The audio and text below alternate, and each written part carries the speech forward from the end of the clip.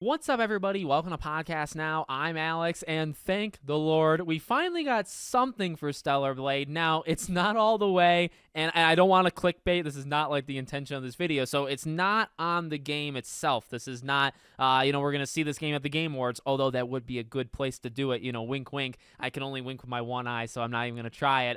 It's not that. It's more about the company that is making it, and it's more about a built relationship now with PlayStation, which I still think is exciting. It is something to talk about, and maybe it does hint, if you really want to grasp at straws, which I do love to do. If you want to grasp and you want to say, well, maybe this means something is happening in the background, which it is, but maybe that means something with Stellar Blade could happen in the next little while. Well, I do think this game should come out in 2024. I thought it was going to come out in 2023, so I guess I was wrong there. So hopefully we should see something with this game soon. But let's talk about this news. And I want to kind of defer here to William on Twitter. I think he does a fantastic job, by the way, of not just giving the news, but also breaking down the terminology, which we'll read a little bit of. But let's just read this first tweet.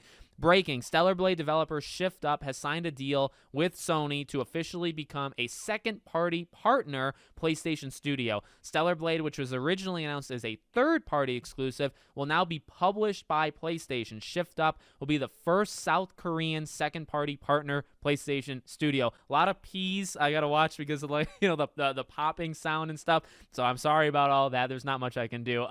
No, honestly, that's big news. I guess good or not good, depending on, I don't know if you want to get console warrior-y and stuff like that. But okay, what does this mean? Well, he does a really good job of kind of laying this down, but boiled down, it pretty much just means that Sony now has a lot more rights to the game itself. It becomes more of a Bloodborne situation, where not entirely, because Bloodborne is kind of its own unique thing, but it basically means Sony now has that rights to Stellar Blade. So in a fictional world where this game comes out and Sony sees potential with it, which I do want to talk about because I do think that's really the entirety of why they did this, right?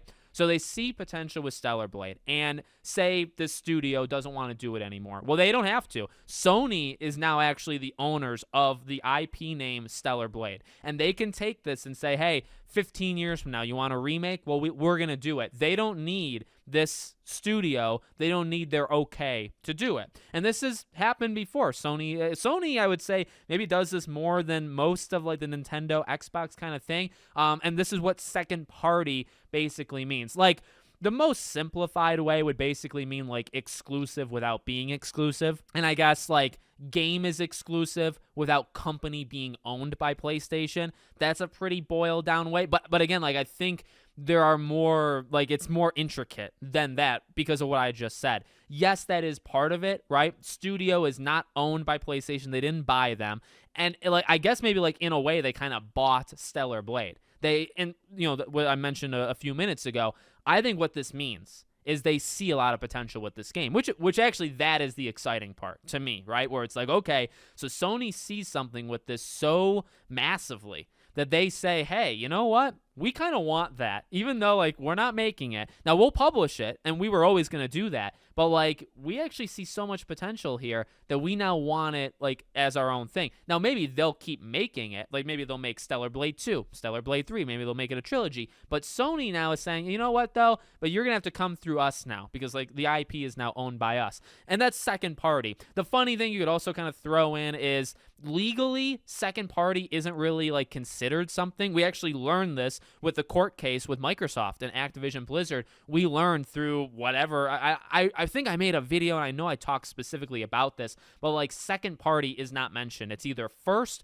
or it's third. So if you're not a third party, even though you kind of are a second party, I think legally you're almost referred to as a first party. But second party is a legit thing. Again, positive side or optimistic side, something is cooking really well back there. At least maybe not objectively, maybe just more so Sony sees it and they say, yeah, there's something. Now maybe they see some sort of live service potential. Maybe they see some sort of garbage reason, right? It could be that, or it could be, hey, they see something legitimately good with this game. They're excited about it. They know it's going to do well. And, they maybe will allow them to keep making them after, and maybe they want to keep making Stellar Blades after this, but Sony now wants it, right? They want ownership of it. And We haven't seen this in quite a while, I would honestly say. And like William kind of points out, like South Korean, why? Like this is the first time, this has happened for that. So exciting. Hopefully we get something Stellar Blade related very, very soon. But let me know what you guys think in the comments. Make sure you're subscribed, bell icon turned on,